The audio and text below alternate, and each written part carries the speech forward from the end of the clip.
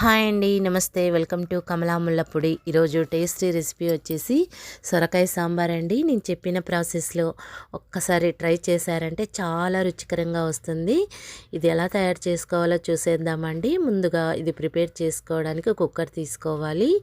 కుక్కర్లో medium size కప్పుతో కందిపప్పును add చేసుకోవాలి. 1-2 సార్లు శుభ్రంగా కడిగిన తర్వాత ఒక పెద్ద సైజు గ్లాస్తో వాటర్ యాడ్ చేసుకుని కొద్దిగా ఆయిల్ వేసుకోవాలండి. ఇప్పుడు కుక్కర్కి మూత పెట్టి ఉంచి 3 లేదా 4 విజిల్స్ వచ్చే వరకు ఉడకనివ్వాలి. ఇప్పుడు ఇలా మీడియం సైజు సొరకాయ తీసుకున్నానండి. దీన్ని మధ్యలో కట్ చేసేసుకోవాలి. నేను అంతా యూస్ చేసుకోవట్లేదండి, హాఫ్ మాత్రం కట్ చేసుకుంటే చాలు. మిగతాది పక్కన పెట్టేసుకొని హాఫ్ మాత్రం పైన చెక్కు తీసేసుకోవాలి.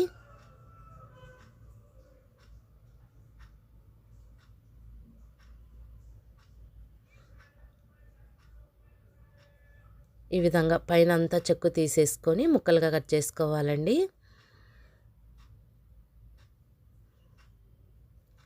చివర్లో ఒకవైపు కట్ చేసుకోవాలి. ఇప్పుడు ముక్కల్ని మరీ చిన్నగా కాకుండా మరీ పెద్దగా కాకుండా మీడియంగా కట్ చేసుకోవాలి. చూడండి, నేను చూపిస్తున్న సైజులో కట్ చేసుకోండి. ఇలా కట్ చేసుకొని రెడీ చేసి ఉంచుకోవాలి. ఇప్పుడు అలాగే ఒక 2-3 పచ్చిమిర్చి ఇలా సన్నగా పొడవుగా, ఒక 2 టమాటాలు పొడవుగా కట్ చేసుకొని, ఒక 5-6 వెల్లుల్లి రెబ్బలు, ఒక పెద్ద సైజు ఉల్లిపాయ కట్ చేసుకొని రెడీ చేసి ఉంచుకోవాలి. ఇప్పుడు పప్పు ఉడికిపోయాక మనము ప్రెజర్ అంతా పోయిన తర్వాత పప్పును బాగా రాముకోవాలి. బాగా మెత్తగా రాముకోవాలండి. ఇప్పుడు స్టవ్ వెలిగించి ఒక గిన్నెను పెట్టుకోవాలి. గిన్నె వేడైన తర్వాత 2 టేబుల్ స్పూన్ ఆయిల్ వేసుకోవాలి. ఆయిల్ వేడయ్యాక 1/2 టీ స్పూన్ ఆవాలు, 1/2 టీ స్పూన్ జీలకర్ర, 1/2 టీ స్పూన్ మినపప్పు, 1/2 టీ స్పూన్ పచ్చిశనగపప్పు యాడ్ చేసుకోవాలి. ఇప్పుడు ఎండుమిర్చిని ఒక 2 తుంచి వేసుకోవాలి. అలాగే 2 రెమ్మల కరివేపాకు వేసుకోవాలి. పచ్చి కరివేపాకు వేసుకుంటే టేస్ట్ చాలా బాగుంటుందండి. ఇప్పుడు ఈ పోపు ఫ్రై చేసుకోవాలి. ఇలా పోపు వేగిపోయిన తర్వాత ఉల్లిపాయలను వేసుకోవాలి. ఇది కూడా ఫ్రై చేసుకోవాలి. అలాగే పచ్చిమిర్చి వేసుకోవాలి. ఇప్పుడు మెంతులు యాడ్ చేసుకోవాలండి. 1/4 టీ స్పూను, ఎక్కువ వేసుకోకూడదు, మళ్ళీ చేదు వచ్చేస్తుంది.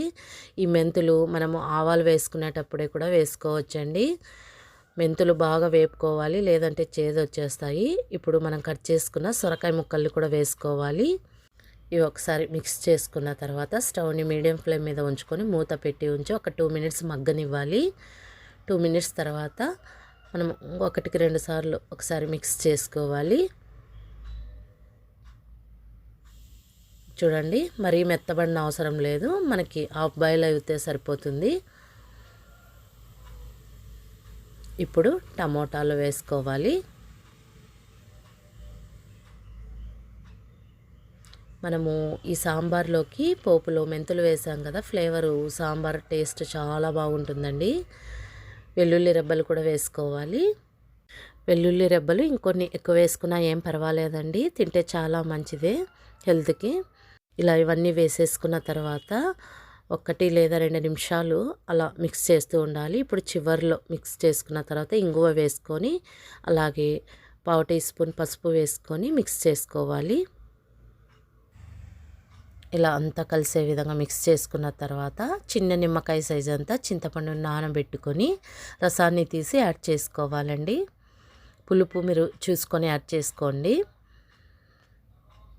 ఇలా చింతపండు రసాన్ని యాడ్ చేసుకున్న తర్వాత ఉడికించుకున్న కందిపప్పును అంతా వేసేసుకోవాలి. అంతా వేసుకున్న తర్వాత అంతా కలిసే విధంగా బాగా మిక్స్ చేసుకోవాలండి. ఇప్పుడు ఒక 2 గ్లాసుల వరకు వాటర్ యాడ్ చేసుకోవాలి. చూసుకొని యాడ్ చేసుకోండి. అంతా ఒకేసారి వాటర్ యాడ్ చేసుకోకుండా, మీకు మరీ పల్చగా కావాలంటే కొన్ని వాటర్ ఎక్కువ యాడ్ చేసుకోండి, లేదు కొంచెం మీడియంగా కావాలంటే తక్కువ చేసి వాటర్ యాడ్ చేసుకోండి. నేను 2 గ్లాసులు వాటర్ యాడ్ చేశానండి, పెద్ద సైజు గ్లాస్తో. ఇప్పుడు సరిపడా సాల్ట్ యాడ్ చేసుకోవాలి. ఇక్కడ రాళ్ళుప్పు యాడ్ చేస్తున్నానండి. ఇప్పుడు 1 టేబుల్ స్పూన్ కారము, యాడ్ చేసుకొని అంతా కలిసే విధంగా మిక్స్ చేసేసుకోవాలి. ఇలా మిక్స్ చేసుకున్న తర్వాత స్టవ్ పైన ఉంచి ఇలా మూత పెట్టి ఉంచి ఉడకనివ్వాలి 5-10 నిమిషాల వరకు.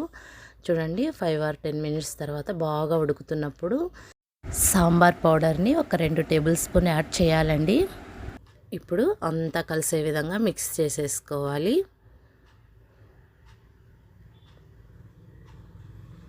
బాగా 15 మినిట్స్ దాకా ఉడకనివ్వాలండి ఈ సాంబారు.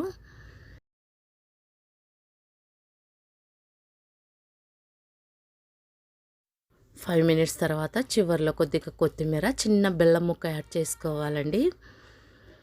బెల్లం అనేది మీ ఆప్షనల్ అండి, వేస్తే చాలా రుచికరంగా ఉంటుంది సాంబారు. ఒకసారి ట్రై చేయండి.